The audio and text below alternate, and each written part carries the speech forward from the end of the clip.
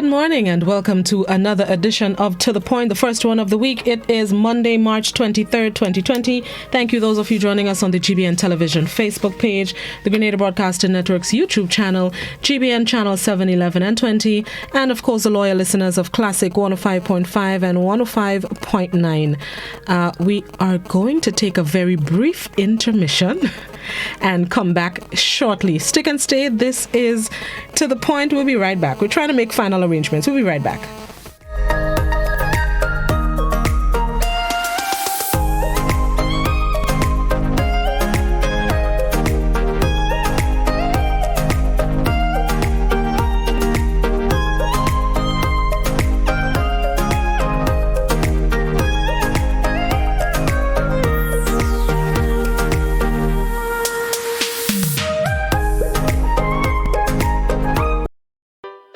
The Grenada Airports Authority wishes to advise the general public that the flying of kites within the vicinity of the airport is prohibited. Prohibited areas include, but not limited to, Caliste, Frequency, Fort Judy, St. Paul's, Mount Parnassus, and Mount Morris, and the vicinity of Lauriston Airport in Carriacou. Flying of kites poses serious threat to aircraft safety, as kites can be easily ingested into aircraft engines or become entangled in aircraft propellers, resulting in engine failure with tragic consequences to aircraft passengers and persons on the ground. The Grenada Airports Authority therefore urges the general public to cooperate towards ensuring the safety of aircraft operations into and out of the Maurice Bishop International Airport. The Grenada Airports Authority will be seeking the assistance of the Royal Grenada Police Force in dealing with violators of this notice. Let us all play our part in making this Easter kite flying season a safe one.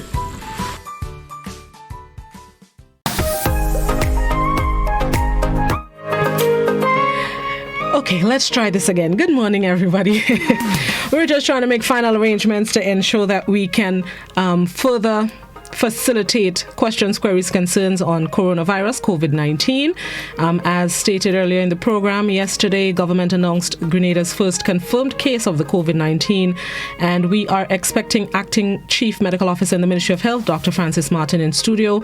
We initially had him made arrangements for a telephonic interview, but considering the questions that members of the public may have, specifically those of you who use the landline telephone communication, we decided that we would adjust it a little bit, and he would therefore come into the studio this morning. That way we can free up the phone lines to accommodate of calls from our viewers and listeners on 435-2041.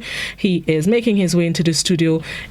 I'll take the blame for this one. It was the last minute arrangements and diving and readjusting. So we welcome him as he settles into the hot seat. Dun, dun, dun. Literally the hot seat. Good morning, Dr. Martin. Morning. Thank you for accommodating our quick adjustment to facilitate this morning's program. Thank you for always can depend on you for dissemination of information, and we appreciate again the sacrifice to make it here this morning. Let's get right into it. Yesterday, the first case was confirmed. We spoke to Dr. Mitchell this morning between, let's say, yesterday midday with a news conference and this morning. Any latest words as it relates to our first case? Nothing to add to the first case, except that we're in the information gathering phase, if you want to put it this way, or the most strategic information gathering stage, because now we have our first case, so it's a matter of working from the inside out now. We are in the phase of doing what we call contact tracing, and it has to start with finding the people who were sitting within 6 feet of her surroundings, and we'll start from there. Okay. Coming out of the conversation with Dr. Mitchell this morning, we've had a few questions and so on WhatsApp, so I'll see if I can quickly run through some of them. Not all are questions, I would say. One of those concerns the naming of the community where the first case is residing at the moment. Right. Somebody was asking if we can name that community so people can be aware. The thing is, because I'm a Grenadian, I understand why they want to know. Right. So I think I'll leave that right there. The most important thing is that our surveillance team knows where they're going, and that's what's key. and we're headed there this morning, and people will be notified as the need arises. But as much as people have information, you can always call it in. We'd like to get as much information as we can. But it is just good that we actually know where we're going and we know what we're doing here. A comment on WhatsApp said, I'm puzzled as to why people are asking about the community where the first case is found. Grenada is such a small place. No one comes to Grenada and stays in one community. We are all at risk wherever we are in the island. What we need to do is observe the safety guidelines as much as possible. First and foremost, observe social distancing and wear protective gear. Absolutely. That person is right on point. Exactly. Because the thing is, as I said before, if there's corona on the island and you wash often, use hand sanitizer, cough hygiene and hand hygiene, you will not get the virus. Exactly.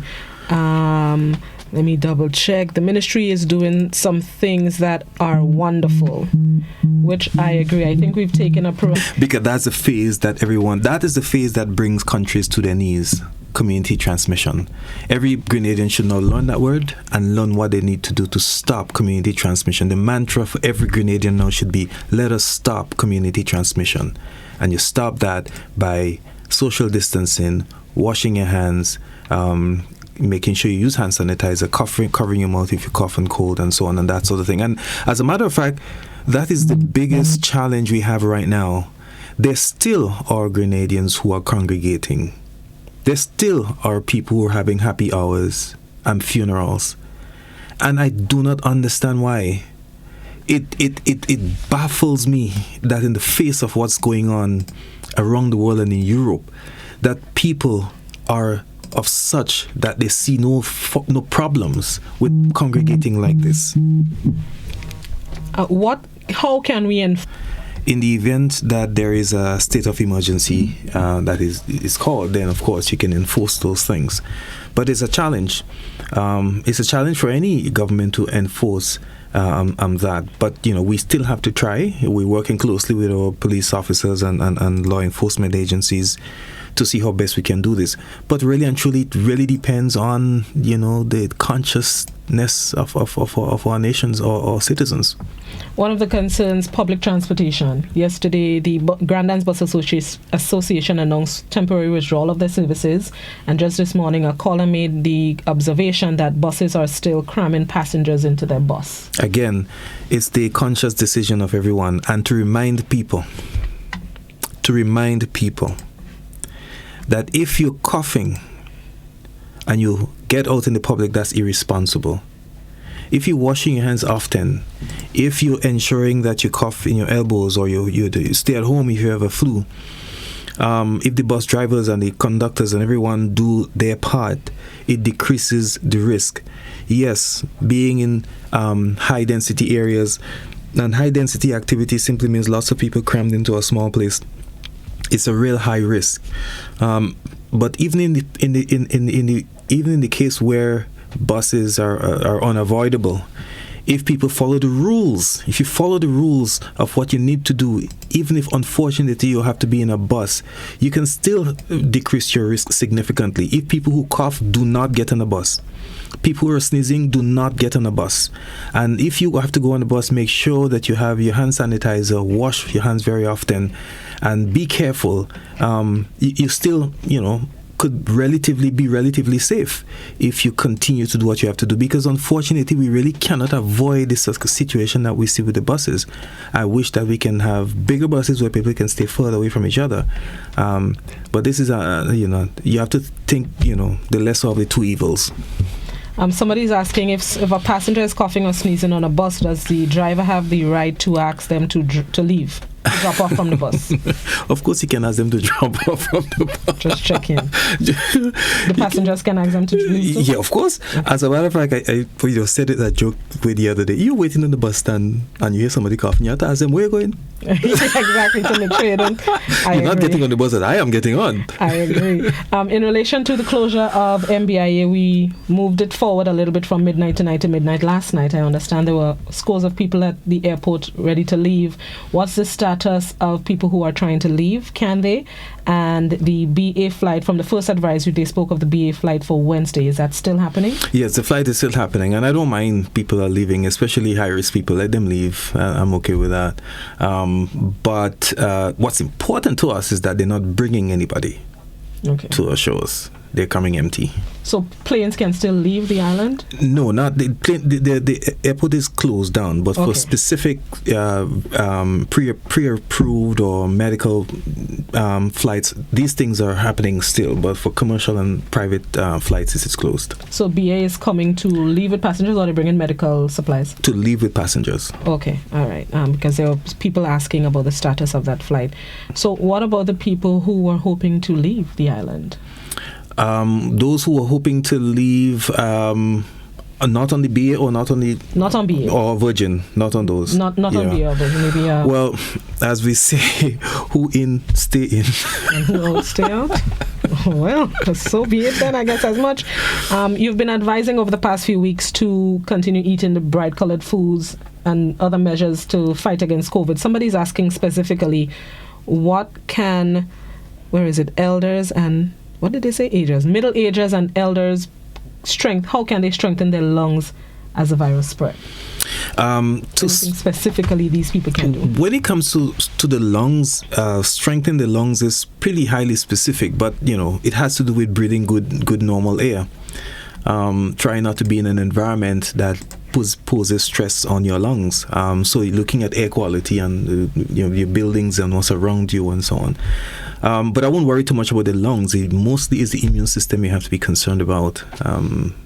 If you have a good immune system, whatever your lungs face, then you should be able to handle it. But when it comes to the lungs, it has to be air quality. How long is the shutdown expected to last for? The situation is very fluid, so we act as we see fit. So there is no definitive date for ending. Okay. So somebody says it's no longer God bless you when you sneeze, it's get off the bus. Love it. My goodness, Grenadians. Let's take a break and come back inside. I know there are a lot of people trying to call and ask their questions. We're going to pay some bills and then we'll come back inside with your phone calls. This is To The Point. Stick and stay.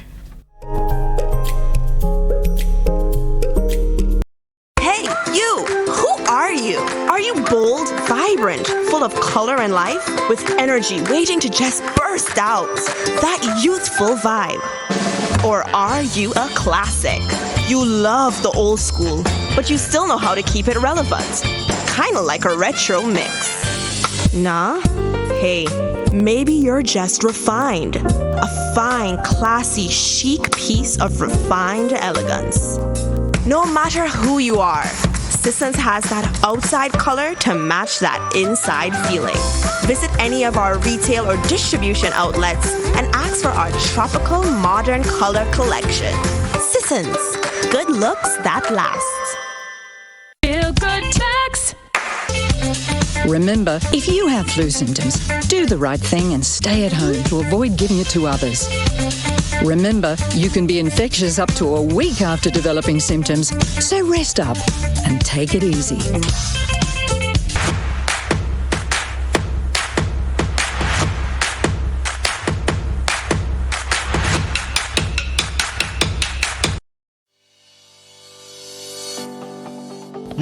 One day I woke up and they painted a set of pedestrian crossing all along the streets. Nobody told us how to use that thing properly. I know how. You're serious? Every safe, good driver knows about these things. As a driver, you have to be very attentive. You're coming up close to a pedestrian cross, you start slowing down immediately, looking to see if there's any pedestrian on the side getting ready to cross. If there is, you stop on the line that is a certain distance before the crosswalk. Then you would see the pedestrian put their hands out, looking directly at you, indicating that they are going to cross. And only when you have come to a complete stop, that is when they will quickly and safely cross to the other side. And then you continue happily on your journey.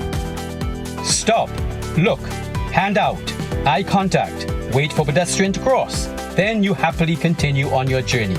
This message is brought to you by this group of insurance companies, the Traffic Advisory Body, and the Traffic Department.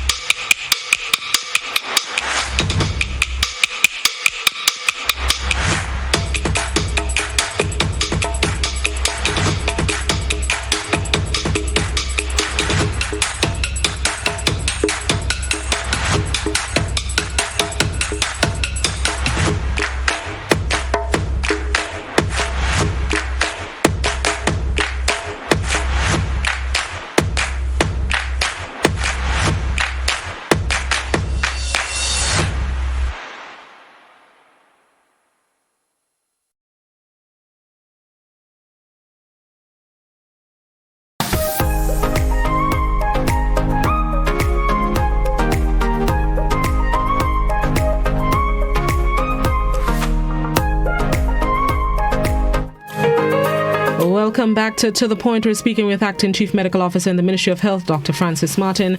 Over the weekend or yesterday, government announced the first confirmed case of COVID-19 in Grenada, and we're getting a bit more information from the doc. Before we go to the phone, let me go to the phone lines. There's a caller that has been on hold for some time. Good morning. Yes, good morning. And I call early because I want to go and do my garden work. I want to get this message across to the doctor. Doctor, good morning for all the information and the hard work you've been doing for us. I'm suggesting to you, sir, that you should try to get it under the Prime Minister and other member of government. That in case we people are gathering in the rum shop and drink rum, people having heart and them kind of things, there's a law put in place immediately that these people are arrested and charged for such activity. And if you can't tell them, people who hold in the past, whoever should be charged for that. Thank you, caller. Sorry, we were having a bit of trouble hearing you, but I think we got the question. Yeah, as a matter of fact, when I was leaving the ministry this morning, the epidemiologist called me with very, very deep concern because he's the one that's leading the surveillance team. And obviously he was very distressed because of what is going on. We're calling on Grenadians to do the right thing. We're calling on shopkeepers and bars and so on. If it means that you have to close or do what you have to do, let people buy and leave and not congregate. Because if people are not willing to voluntarily avoid congregating, then we have been in discussion with the police. We're going to continue that discussion with the police, and the right decisive actions will be taken. There's a question on the WhatsApp. People with lupus, I'm looking for the question itself, right? People with lupus, should they be going to work? And should they be going to work? What's the best approach? People with lupus are categorized as immunosuppressed people or autoimmune disease, and they are usually on medicines that suppresses the immune system. So these people are extremely high risk. Those are the categories of staff that I would recommend work at home or avoid situations that put them at risk, because these virus can be very very, very unstable for those types of categories of people. Wow. There's one. What is your opinion on the idea of inhaling hot air to kill the virus in your nasal passage? There's a theoretical. There's a theoretical belief to this, because the truth of the fact is that these viruses survive well in cool parts of the bodies, and that's why they attach themselves to our nasal sinuses and lung passages. So from a theoretical standpoint, one can understand that hot air or warm air make it more difficult for the virus to function, but we still need a lot of science to prove that to be a fact. It won't hurt, it won't harm to try it, but I don't want to say that that's the cure. Last of all, I'm going to sniff my kettle when I go home. Let me go back to the phone lines. Good morning. Good morning. Hello? Yes, morning. Go ahead, please. Yes. Doc, I don't think this concerns you directly, but you are part of Grenada, and so it concerns everybody. Maybe you could give me a response, or you're bound to, because you're not directly responsible for that. A few days back, I was trying to talk, and when I use the word trying, because I started, and somehow because of minutes, then I was curtailed. But let me say what I have to say now. Now, I was saying that this could be a wake-up call for us in Grenada. You and perhaps me and others have lots of land. Some have thousands of acres of land on not worked, idle. And this is a wake-up call for us. And we talked about independence. Yet for all, if we were independent, we'd have never had to depend on foreign goods. And then people would not have been running to buy things. This is a wake-up call for us Grenadians. In fact, maybe you and others could plan the system better now. Young people have to be placed in the land to work. Instead of you having them in particular field running up and down the tongue trying to charge people, put them get them to go in the field, get lands for them. Negotiate with the people that have 100 and 200 acres of land and try to purchase the land. So maybe when something happens so again, or a similar thing, then everybody, because you tell now, eat what you grow, eat greens, eat this, eat that. Where are we going to get the greens? We go import it? We go import the food stuff? We go import the rice? If we had our own food, if we had made arrangement for the future, we'd have never been saying we can't get food and running to buy. So maybe you'll have to discuss it seriously. Get back to the land. In fact, I said, long ago we had potatoes, they say that bearing in 6 weeks. Now we are scientifically more advanced. Well, do you think we could have now that bearing in 4 weeks or 2 weeks? So we have to be very careful as to how we plan the country. Thank you very much. Thank you, caller. I said on one of my previous programs that this is the perfect time to eat local and buy local. Mm-hmm. I saw somebody here yesterday. They had just a mini mart, but they closed down when they heard the announcement of the case. But they were having fruits and so for sale, and I think we should have more of that about the island. There's a question on WhatsApp. The BA flight is coming to take passengers out. Aren't passengers coming in on that Wednesday flight? As far as I understand, there would be passengers coming home. No, we've not. The flight is coming empty. There were some concerns about it. I was extremely concerned about it, and I made my opinion very, very strong. And I believe the powers that be made the right decision by not allowing any incoming passengers. Okay. Good morning. Morning, Blossom, and morning, Dr. Francis Martin. Yeah, my contribution is I think the ministry and the government is doing enough. But right now, we as Grenadians individually, we all have to take charge of our safety, our surrounding, and everything, right? But what I want to say is, how this disease is spreading. It's not airborne. That's what they said. But I'm telling you, the steps I am taking, right? Because I don't know if you're aware of, you remember quarantine station and leopard settlement. I grew in leopard settlement with my grandparents, and the quarantine is different to the leopard settlement. And I using the steps that they used in those days. In those days, we didn't have the hand sanitizer. What we had was Dettol, J's, mentholated spirits, and Clorox, okay? So, and from those time up to now, I never go inside my house with my clothes or my shoes. And now I have extended, that is normal, not going inside the house with the clothes or the shoes. And now I'm extended it to not bathing inside the house when I come. I bathe outside. I throw outside. Also, my lady have a place where she do it.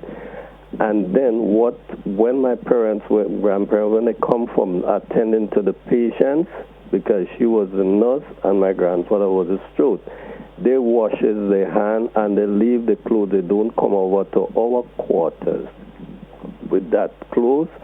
And they always have the wash off the hands and thing with J's and the Clorox and whatever in a little bucket and thing, and then they go shower and do this stuff. And then still, the leopard settlement, there was not as serious as quarantine. Quarantine was the worst one. That was the most serious one. And it is not as even bad as this one. And from learning when they said about the people not getting the body, I knew that quarantine is the same thing. In the leopard settlement, you could have get your body. Thank you very much, caller. Thank you very much. Yeah, I suppose the knowledge have shifted since then, but those were very, very serious time during the age of leprosy and other things when quarantine was being used.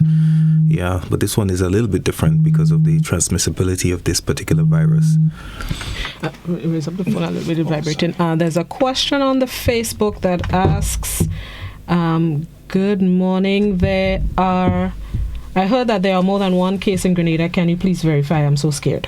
That's a communication I saw circulating since yesterday. Yeah, that's false. That is not true. As a matter of fact, Grenada had so much cases already in the past. I don't know, but it is confirmed that we don't have more than one documented case. That's what I should say. But people keep making up cases as we go along. True. Dr. Martin, we have 2 call centers in Grenada that employs hundreds of Grenadians. To date, I have not heard or seen any updates from them re COVID-19 and how They intend to adhere to the public protocols issued. Their layout does not adhere to the social distancing requirement of 6 feet. What is your advice? First of all, I'm glad they raised that point because we're happy to say that we're enlisting, we are going to try to enlist the help of call centers to help us with our calls. And when that become known, then we'll let everybody know and so on. The call centers have, fortunately for us, the call center is situated in a way that helps South Korea to decrease the new infections very rapidly. You go inside the call center and there is this idea of stations. And stations has been known to function well in high density areas. That means each person is at a station cordoned off by partitions. And everything that they use, they stay right at the station. So all the pens, paper, everything you use to do your work stays right there, and you take nothing away from there when you leave to go elsewhere. And of course, you use hand sanitizers and clean your hands and wash your hands before and after. So the recommendation for the call centers is that the things that you are likely to leave with, do not bring it to your station. So your bag, your phones, just keep it somewhere else. As a matter of fact, they are now going to institute lockers, so everyone would have their important documents in the lockers. So you go to your station with your bare hands. Whatever you use, you leave it right there. When you finish, hand sanitize, and you leave it with your bare hands and wash outside. So that has shown to help South Korea significantly, in the sense that even if people cough and sneeze, which by the way they should not be doing, and that's, you don't do that going to work, but even if you do it right there, because you have a station with partitions in front and the side of you, it literally minimizes almost to zero the chance of spread. There are churches that are still having services. What can be done? Unfortunately, I have learned of churches that are still having services. And again, it is difficult, but I think the Lord would want these churches to be reasonable and not put others at risk. And I believe the Spirit of God will speak to the churchgoers. This week, the Spirit of God will speak to them. Did I hear Dr. Martin say that London flight is still arriving on Wednesday? I'm assuming that's what you're writing. Yeah. If so, is he planning to? Okay, I think we dealt with that part already. Maybe he should ask SGU to assist with accommodation in view of the fact that students are gone. Can SGU assist with our maybe setting up more quarantine or isolation centers? Thankfully, SGU has agreed to be a quarantine site for us if the need arises. How many people can we accommodate in a quarantine? What's the capacity for quarantine stations around the island? We can't answer because the capacity differs based on the need. So far, we've been able to accommodate all that we need because it is not one particular site. Canadians to come into a flight. Bear in mind, you're a citizen of Grenada. So I do not think, not that I know, I do not think that they should be debarred. What should happen, or what usually happen, or what you all are doing is to test them, and then if you find them having the virus, then you put them wherever you have to put them. But I don't think you would leave them in the air. For example, let's say they come and they have nowhere to go. Do you think the other countries will take them back? No, this is one. At the same time, I think also that we should never be able to have more this virus is coming into Grenada, because once you stop it and we found out that there isn't more than one, then we have we clear. So it's only how we could have it in a great quantity is if we allow people to come here with it. So we have to make sure that we stop, as we would say, foreigners from coming into whatever way they have to come, either in a yacht or in the harbor or from the airport. So once we stop it, I wouldn't be scared. I don't know about the others, except we have plenty that let loose already and we do not know. So anybody that come in supposed to be tested before they let them into the society then. Thank you, caller. I want to be very clear. I want to be extremely clear. It was not foreigners that brought this virus to the region. It was our local people. Jamaica stopped it because it says we people bringing it home to us. So they stopped Jamaicans from coming in. Trinidad, the same thing. Grenada is the same thing. It is a local person who brought it in. So while it is easy for us to look at foreigners, and we like to do this because we never like to introvert, we never like to think about ourselves. We always blame everything on somebody else. Let us not blame this virus on foreigners. The virus is affecting us because our local people brought it home to us. It is the safest thing. Is it the safest thing for nurses to change their uniforms when going into work or coming from work to avoid contamination? That has been a good practice in some countries because there is some concern about cross-contamination, either when the nurses is going to work in the morning or coming home in the evening, because they're going into a bus and they may carry pathogens with them from the bus into a sick place, which is a hospital, and vice versa. So that conversation has started. It is something the chief nursing officer indicated to me that last Friday or some other day they really had a meeting on that matter. So that matter will be handled and discussed in the best possible way. What about people who are working with private companies and sent home for 2 weeks? Does the company have to pay their workers? I think that is a discussion between Labour, NIS, and management of those companies. Okay, we lost that caller. Another question asks, there was a question I saw that I wanted to ask. Good morning. I'm not sure if this was asked. Should people with sinus and allergies be at work, or should they stay home if it is acting up? If your sinus and your allergies are acting up, you should stay at home. However, you should stay at home, but you should call your doctor as well. And the doctors have been instructed, we've discussed it with our doctors, that the doctor will also call your boss, or the doctor will probably instruct his secretary to call your boss, and to ensure that what you're saying is true. Because I'm telling you, because I'm a Grenadian, I understand what could happen, and persons could use this opportunity to take advantage of it. So the employers are not simply going to accept a call from the employee. They expect the employee to go one step further and get a doctor to verify what's happening to them, and so they have the authorization to remain at home. Any latest word on the COVID-19 vaccine?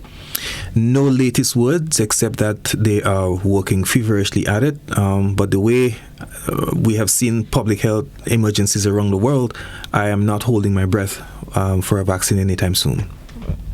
Back to the phone lines. Good morning. Yes, dear, good morning. I just have one question. I was listening to the news this morning. I think it was Minister Steele that said that somebody probably could be arrested or penalized for refusing to practice social distancing. I would like to know how they determine someone who refuses to practice social distances. For instance, you go to the supermarket, you're on a shelf looking for something, somebody comes behind you, almost rubbing on you or touching you, and so what? Who is refusing to practice social distancing? How would that be determined? I would like to know, because I'd like to know how to practice it when I go there. Thank you. Thank you, Mr. I mean, I am pretty sure that people can be nitty-gritty and nitpick as this, and when you go down to that granular level, then of course social distancing is difficult. But I think the caller understands very much what we're talking about. That scenario she has just painted is not the scenario we're talking about. We're talking about people deliberately congregating. Like liming. Like going on congregating by barbecue stands and congregating in other places. The caller knows that this is what we're talking about. Of course, it is impossible to have people 6 feet away from everybody at all times. But what you do, you minimize your risk as much as possible. That person that stands close to you at the supermarket, is that person coughing and sneezing? Most likely not. And if they do, you literally stay a couple seconds in their presence. I mean, people don't stay minutes and with one another in a supermarket shelf. Mm. So that would not really be considered violating social distancing. It's about, using reason to discuss the situations that you're in. A question on WhatsApp which reminded me as well.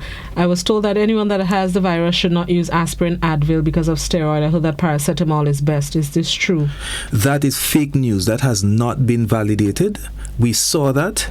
We have done our due diligence. We've checked with the World Health Organization, and I can categorically say to persons that is absolutely false. This may have been a case study that was done, and sometimes when case studies are done, people blow those case studies out of control. I remember when a case study was done about corona being the incubation period being 24 days. Somebody called on this station and was adamant that it's 24 days because BBC said so.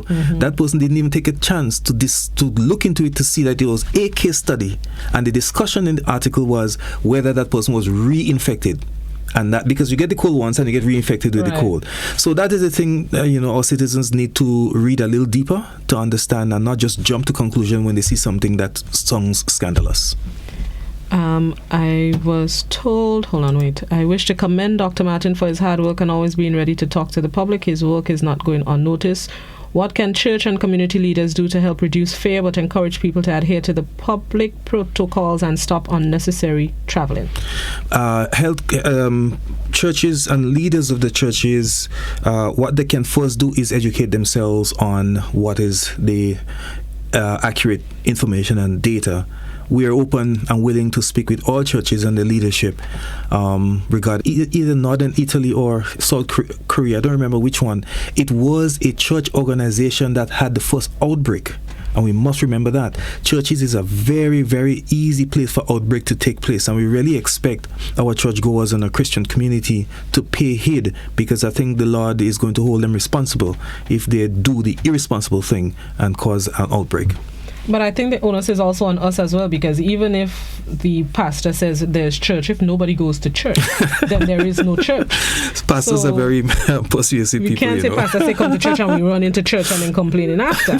Just stay home. Let's go back to the phone lines. Good morning. Yes, good morning. I think some of my point I heard you and Dr. Martin speak about it. But my other point is I suggesting that government give the funeral agent, in other words, a guideline that when the people go to pay for the burial, for the family burial, that they give them a form stating what time. In other words, like this happy hour, that they should not do the happy hour. And if these people continue to doing this happy hour, that they should be fined. So they have a form to give it to the family members to make them know no gathering and no happy hour. Because this happy hour becomes a norm now, and people capitalize on it because of greed. Everybody goes to our funeral. Some of them not going to the church, but they go to the happy hour. And it's a big thing in Grenada now, and I think that the government should give the funeral agent a guideline, just as what they have to pay for the song sheet. Let them pay for that form, bring it into the cost, so that the people would not do this gathering. It's time for we understand that certain things that we should do and certain things that we should not do. On Saturday gone, somebody told me, I didn't hear it in my ears, in some country, this guy had the coronavirus. And they asked him to stay inside, and he refused to stay inside. And what they did? They shoot him. They kill him on the street. And I think we have to understand you cannot allow one man to kill 1,000 people. And this thing with this happy hour, I think is, on this time, they should stop it. Let the funeral agent give them the form with all the guidelines, and even as they say back to the church, that the church, they shouldn't have more than half an hour service in the church, and no big gathering. Thank you. Thank you very much, caller. And I think the funeral agency, they have also taken a position on funerals as well, and it has to do with some of the matters that the caller is speaking about. So we're really hoping and praying that the vast majority of the Grenadian population will take those advice and pay heed to these warnings. Good morning. Hello, good morning. Good program, and good morning to Dr. Martin. I just want to say this as an appeal to the Christian community. First of all, I'm not here to judge anybody. Let that be the prerogative of Almighty God.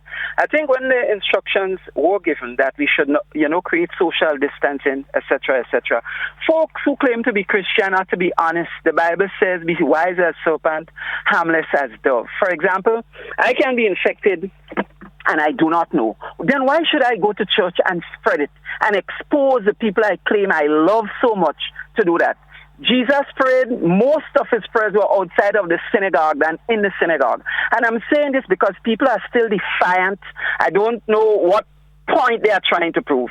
Okay, that they must assemble and they are going to church regardless of the consequences. But if the Bible is correct, God hears prayers anywhere and everywhere. So folks have to be more honest, more disciplined, and genuinely love their neighbor as themselves and desist from that practice. Because that ain't bringing nobody into heaven.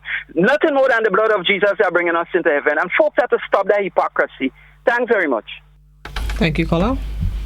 Well said. Very well said. There was a question. Can you tell us how many passengers were on that flight with the person who is now patient 0?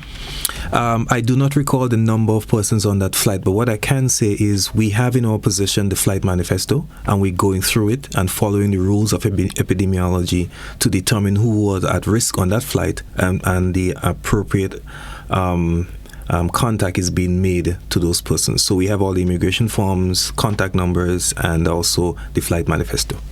The plane she traveled on, and what information you have about the crew members on that flight? I have no information about the crew members on that flight, but it's a good opportunity for me to probably say that generally an aircraft, pressurized aircraft being, with the temperature being that low, because of the humidity of that flight and the temperature, generally if someone has symptoms, which is coughing and sneezing, the droplets fall quicker to the bottom of to the floor of the plane. It doesn't really linger in the air that much, so that is really good. And from all the scientific studies that was done in epidemiology in aircraft conditions, it shows that the people who were sitting within 6 feet of that individual are the ones that are at risk. It is not the rest of the plane that is at risk. And so our first call is to isolate those or contact those who are within 6 feet of that person and start from there and then work outwards. I'm condensing 3 questions. What advice would you have for people working in bakeries, the construction field, and security officers? All 3 areas, thankfully, they're working in areas that are low risk. The heat in a bakery situation is not very conducive for the viruses. Like we say, they tend to proliferate and multiply in cooler conditions. In construction, because they're working on the outdoor, there is aeration, is breeze flowing through. Again, the risk is quite low. And security officers, of course, it depends on where they work. But generally, again, because you're working in a security area, you're working in an outdoor or an open environment, it's easier for you because the studies are coming in still, but the early indications are that aerosolized droplets are not doesn't affect people as much as, let's say, measles or one of those other viruses that survive much longer in the air. I saw the arrival of some Cuban medical officials yesterday. There's a question that also asks, did we get any medication from Cuba? Heard about the protein that boosts your system produced by Cuba. Yeah, Cuba is producing something called interferon 2B that they claim was used in China. We do have a video conference that is set up between some Chinese doctors and ourselves. We haven't had it yet. We just tested the procedure. This is one of the questions I will be asking them. Did you use interferon 2B? And if you did, how well did it work? Because as we know now, there are trials going on different drugs, but there's not been a conclusive evidence that any one works better than the other. Any update on the arrival of the machine for testing? No updates at the moment. Okay, let's go back to the phone lines while I scour the social media. Good morning. Yeah, good morning, Mr. Blossom, and good morning to Miss Dr. Martin. What I want to say is that, tourists cannot come show in the northern parish of Grenada, right? I get a report the day before and last night. I was on the sea, and then when I checked them out, they're telling me that they cannot come show, So let us leave it there for the moment. I'll get more reports, then we'll talk next week. So back to you on air. Thank you. Thank you. That's very good. There's a question that says, at the news conference you mentioned the person came in on the 16th and the 17th there were signs of the virus. Question, what action was taken from the 17th to avoid the person spreading that virus? And can you tell us the whereabouts of the person presently? I will not tell them the whereabouts of the person presently, and I wouldn't say it because I'm a physician and there's confidentiality issues, but also because I'm a Grenadian and I know why they're asking that question. But are they home or are they at government? No, home. Okay. I mean, what was quite useful for us is that the vast majority of people, when they come on the airport and we talk to them about home quarantine, they understand. The vast majority do understand, but I know there are some people who are not obeying very well. The individuals follow the rules, they quarantine themselves, even they follow the rules, even how to reach and when to reach the doctor. Call ahead, saw the doctor at a time when there was low risk, the doctor was well organized, the doctor called us, we went in and swabbed the patient, and so that was a model case in terms of the patient did what they were supposed to do at the time they were supposed to do it, and hence we have our first result. And we really wish that all other travelers or Grenadians who come to our shows will follow the rules and follow what that patient did, because we're really thankful that she was happy enough to follow the rules that we asked her to follow. Let me apologize to the folks that are sending in the questions on WhatsApp, because the questions are coming in fast and furious. The app has frozen. I'm trying to restart it. Hopefully we'll be able to we're almost at the end of time, but hopefully we'll be able to at least get back the program restarted in the meantime. So my apologies if we are unable to do so. There's a question on Facebook that asks, well, let me adjust it a little bit. Can a form be developed that doctors could sign and the employee brings it to their employer? I do not expect that every doctor will take the time. Yeah, that could be a challenge. We're really hoping that everybody comes on board and give the best ideas as to how to get around that. There is no one fits all, but the fact that this is not an easy time. It's not business as usual. We expect that doctors, employers, and employees find a way to make some mechanism work, and different mechanism may work for different places. But everyone has to try to do their best at this point in time. I guess that is a good idea as well. I've just been given the go-ahead to go on for another 15 minutes or so we can accommodate more questions as they're coming in hot and heavy. There was a question on something. What could me here? There was a question. I realize the focus is more on mainland Grenada. What is the protocol for the people of the Sister Isles? The protocol for the people of the Sister Isle is the same, with only one difference. The education, the health promotion is the same. The protocol for checking, the port regulations, the health declaration at the ports. Thankfully, the ports are closed, but the health declaration is the same. Checking temperatures. The doctor is there to, examine patient, take a history, and so on. The only difference in Carriacou is we've been very clear with Dr. Davis up there. We know that if anyone with the COVID virus gets sick enough that require hospitalization, these people most likely might require mechanical ventilation, because that is what the science has shown us so far. But the people don't just develop the need for mechanical ventilation overnight. It takes a while. So the recommendation is, if anyone gets sick enough to be hospitalized, transfer them to the mainland immediately, so that you don't wait until they have the need for mechanical ventilation. And that's the idea, that's the protocol for Carriacou so far. As you said that reminded me, there was a communication again on WhatsApp, I think I saw it, that there was a lady that came down from Carriacou with the virus, 1, and then 2, there was a video circulating of somebody obviously in pain in a hospital, and they were saying that was in Carriacou. Oh, I am not aware of that. Because of COVID. How I hear it, so I sell it. And there are 2 questions, WhatsApp and Facebook. Can you tell me if the Virgin flight coming in today are taking passengers back to London? And I am concerned about the plane coming into the airport today, but the airports are closed. Right. Again, this is a special pre-approved flight. They're coming to take passengers away from the island. They're not bringing anybody in to the island. So Virgin is coming in today, yes, and BA on Wednesday. Are there any U.S. flights scheduled that have the same arrangement? I believe they've been cancelled. We just checked to be sure, but I think the last thing I heard was that they are being cancelled. So it's safe to say any plane that comes in is not bringing people? Correct. Okay.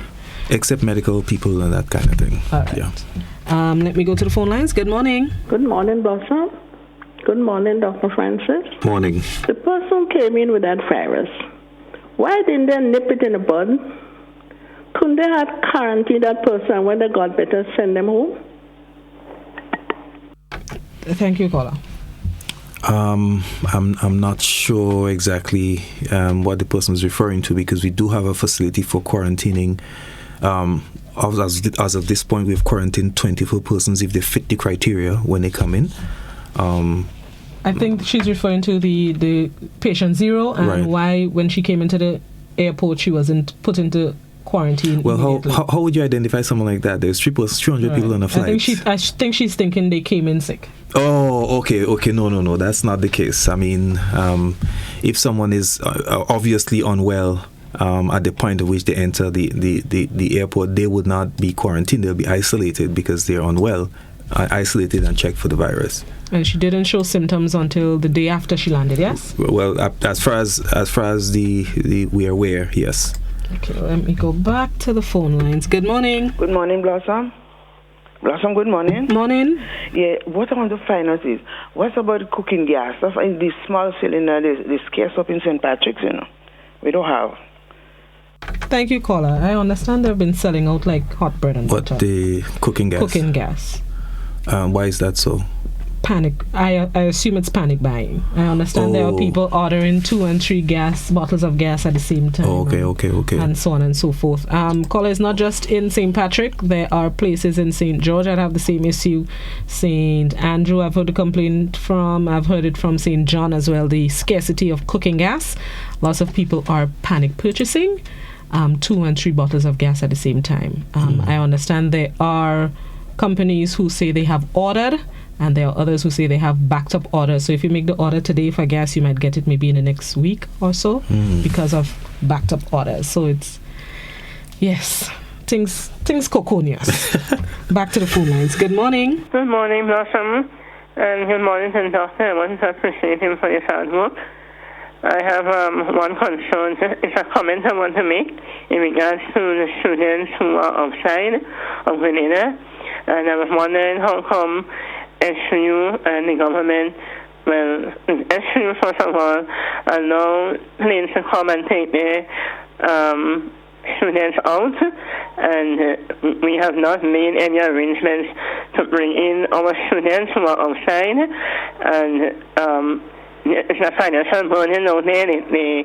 Some of them have already shipped their stuff. Only last week, they were given the okay that they should go home. And when they book flights, the flights were booked for this week. And it's kind of unfair that they book flights, ship their barrels, ship all their stuff. Some people already unleashed their apartments and things like that. I don't know if we are thinking how these students are feeling outside of Grenada. We don't want them to come in and bring the virus, but I find they should have taken our students, make sure there's a flight in Miami or wherever to take all the students who are out, bring them in, just as some ours go out. They should have bring ours out in and put them in quarantine in the hotels that are available right now that are empty spaces, just to safeguard our children, because some of our parents here have to mind our children outside. We have to spend money for them, and some of our parents are now working again. It's a whole chaos. Some of them also ship their things already. They expect to come in today, tomorrow, and Wednesday. And now you are saying that the flights are not available for them to come in. What is going to happen to these children out there? How is they taken care of? Some of them don't have no support. Thank you very much, caller. Yes, that's a concern, and I believe just as we were concerned with the students who were in China at the time, I believe a conversation should happen between Ministry of Education, Foreign Affairs, and Health on that matter. So we're open to that discussion. Yes, I've seen a message from someone who said they have already handed in their keys from the dorms in Barbados. They got to the airport and realized that they can't come home. Right. So what should be their next steps? So the next course should be... Yeah, we'll have to discuss it at that level. Okay. There are a few questions. I'll condense it, asking how would people get from Karakou to Grenada in the case of an emergency, like you've suggested? What's the We have a mechanism in place for emergency transfer of patients. I cannot speak to other traveling public, but we have a mechanism in place for that.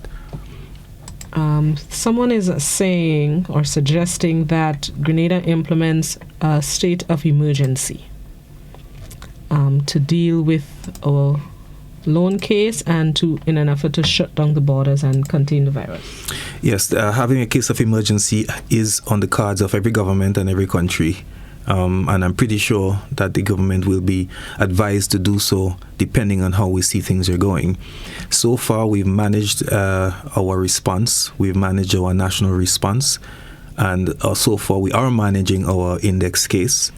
I'm not in a position where I can recommend state of emergency at this point, because personally I don't feel that there is a need for a state of emergency at the moment.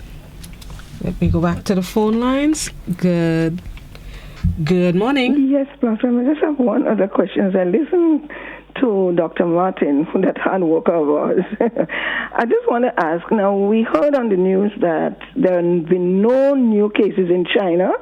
We're not sure if that's for other countries, but for sure, China has sent back some of the doctors and nurses to the other provinces because they have had no new cases.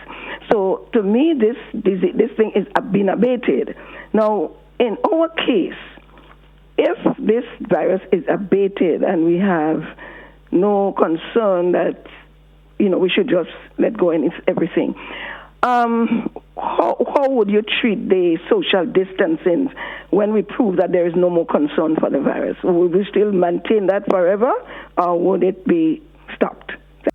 Thank you. I'm glad the caller made that point, because this is the kind of hypocrisy that goes on. When China was deep in problems, everyone was frightened and worried.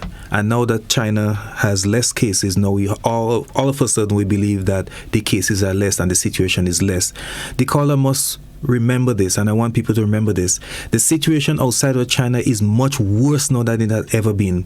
The situation in the world is much worse than it has ever been when China was having a difficult time. So the places around the world that is posing the greatest risk to our people are from Europe, from United States and the UK. Those are where the epicenter is. So things are not getting better. Things are actually getting worse. And I want the caller to remember this. The only place in the world where things are improved nicely is China. And secondly, the Caribbean is pretty much stable for now, and all OECS islands, we're pretty much stable. But the risk is still extremely high for us, and that is because the epicenter is in Europe and is changing to UK and United States anytime soon. So it is a very, very frightening situation out there. Let us not let our guards down. We still have a lot to do, and we must do everything we can locally to stop community transmission of the virus. Why is the first case called patient zero? Well, it's an epidemiological term we use. We either say patient zero or the index patient, meaning that that's your first patient. It's because you start a count from zero, don't we? Right. What can we put in place for the ones serving food and talking over it? Where is their masks? Is that person coughing and sneezing? They didn't point it out. Yeah, because you have to keep remembering the facts. We have to keep remembering the facts. Breathing the same air as someone who has coronavirus will not make you have the virus. You can stand in the presence of someone with the virus, and if they're not coughing and sneezing and they're not touching you, you're not going to get the virus from them. So it's all about everyone doing what they have to do. Back to the phone lines. Good morning. Good morning, Dasson. No, Dr. Man, I have a concern, and I have facts this time, no rumors. Now, there are patients coming in from foreign, and they are allowed to go home. Instead of quarantining them for the 14 days, they are allowed to go home. Such as the same lady that turned positive, is that she came in, and I understand that she refused quarantine. Can you tell me some more about that? If you say you have facts, then I wouldn't argue your facts. So that's your facts. So thanks a lot for that. I just want to say a word though. When it comes to quarantining, there are recommendations and there are guidelines. The guidelines, the World Health Organization guidelines is actually that people should do self-quarantining or home quarantining. That's the guidelines internationally. We just chose to do mandatory quarantining for certain people.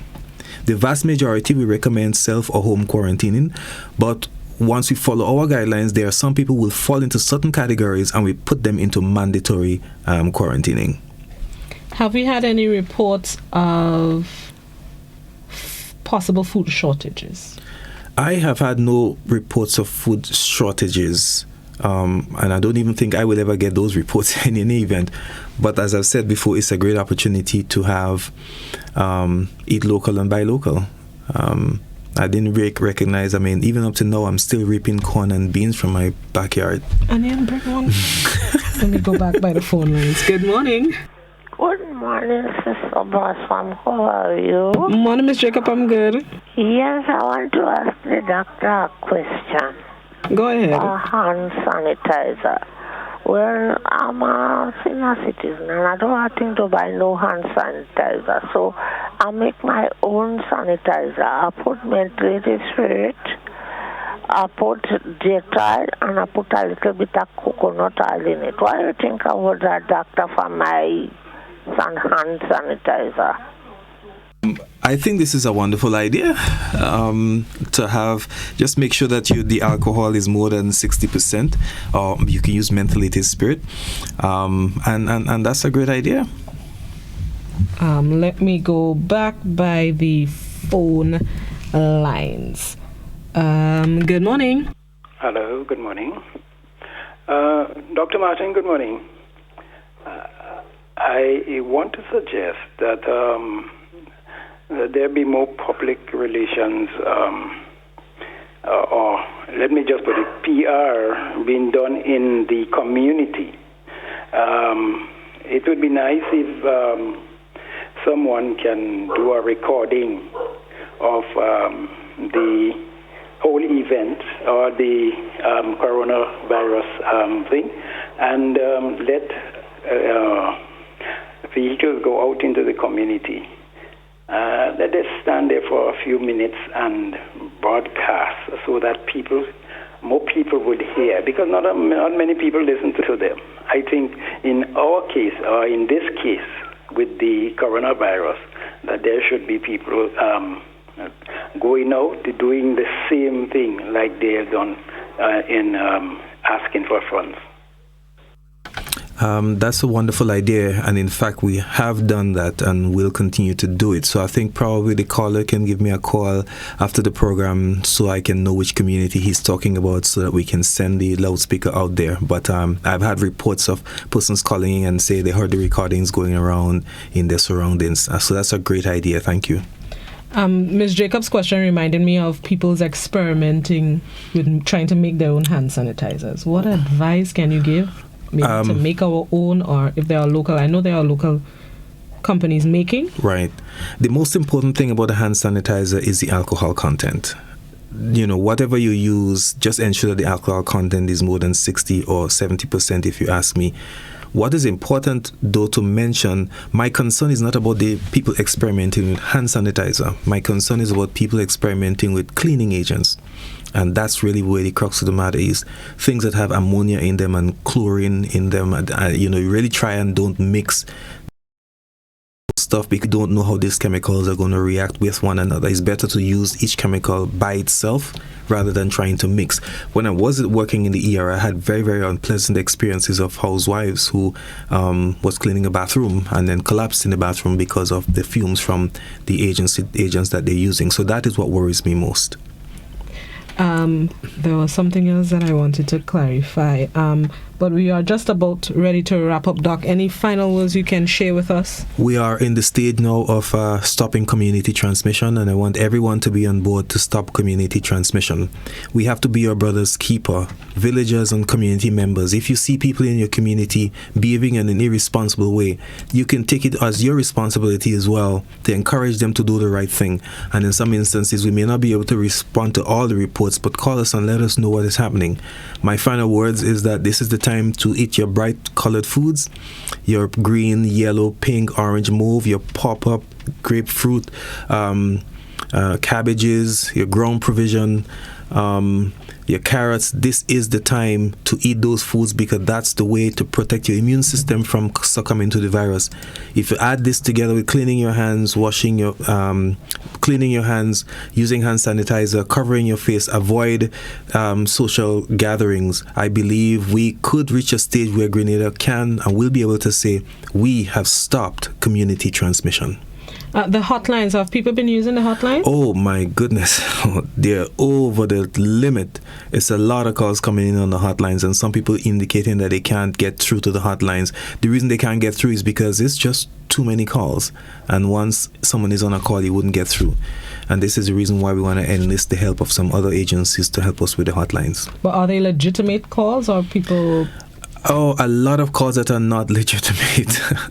Calling for all sorts of reasons. My goodness. So what advice would you give for people who are thinking about calling the hotline? What maybe symptoms I should look for, or just call if I suspect? You call if you have symptoms suspicious of COVID. Fever, cough, cold.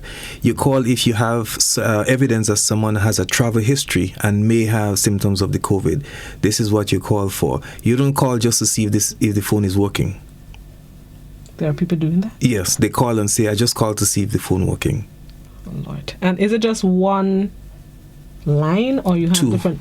Two lines. I mean, 2 lines for each, or just the two? Two separate lines. Okay. Yes. It's 4-5 virus and 5-3 virus. And only if I have fever, coughing, sneezing, or short of breath? Yes. Okay. All right. Thank you very much, Doc. I think that is all. Thank you so much for facilitating an extra 15 minutes with us this morning on the program. Thank you so much for those of you who called, participated, shared your questions, queries, concerns.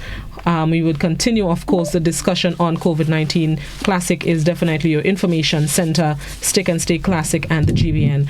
As we wrap up this program, those of you on GBN Television, Channel 7, 11, and 20, we are getting ready to join the television for the homeschool program, which is specifically geared for our students who are at home, ensuring that we keep them occupied. Thank you guys once again. Brenda is up next with Mid-Morning Buzz. My name is Blossom, signing off for today.